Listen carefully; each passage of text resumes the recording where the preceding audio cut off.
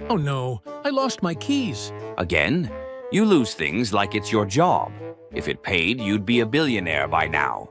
Relax, I got this. My brain is like a GPS with, personality. Yeah, like a GPS that takes you through a swamp and dead ends. Step 1. Think like the keys. If I were keys, where would I hide? In a better owner's house, probably. Why is it always the last place you look? Because after you find it, you stop looking, Einstein. It's all part of the plan. Minor setbacks. Your whole life is a minor setback. Aha! Found them! Yes, the legendary spoon of access. Try unlocking the door with that. Okay. No need to rub it in. I'll find them, eventually. At this rate, you'll find Atlantis first. Oh, wait. They were in my back pocket the whole time. Alex, I'm giving you an award. World's most productive time waster. Oh, thanks. I'd like to thank... No speech. Just open the door before you lose those again. Oops. You've outdone yourself, let me guess. Next, you're losing me too. Don't worry, I've got a spoon. One day, while walking along a riverbank, I noticed a small pebble stuck in my shoe. It wasn't much at first, just a tiny discomfort. But with each step, it became more annoying. I stopped, shook the pebble out, and thought how silly it was to let something so small bother me. Later, I met a friend who was upset over a minor argument. It's not a big deal, I told him, like a pebble in your shoe. He smiled, but I could tell it still weighed on him.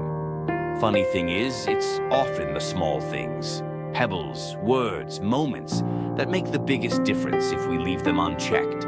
The broken umbrella. It was pouring, and I grabbed my old umbrella. Halfway down the street, the wind flipped it inside out. Useless. I grumbled, tossed it in a bin, and kept walking, getting drenched. A few blocks later, I saw a man laughing under a broken umbrella, holding it sideways to block the rain. He waved as if to say, "It's all about how you use it." I realized then, life hands us broken things. Complaining won't fix them, but sometimes they still work if we shift our perspective. What really matters isn't the state of things, it's how we make them work. Once there was a wedding in the jungle. The vines and trees were adorned with colorful flowers, and the air was filled with the sweet scent of exotic blossoms. A gentle breeze rustled through the leaves, carrying the joyful melodies of birdsong. In the heart of the jungle clearing, a magnificent canopy of leaves formed a natural altar, casting dappled sunlight on the ceremony. The bride, a beautiful doe with emerald eyes, wore a gown of shimmering leaves and vines, while the groom, a majestic stag with antlers that reached towards the sky, stood proudly by her side.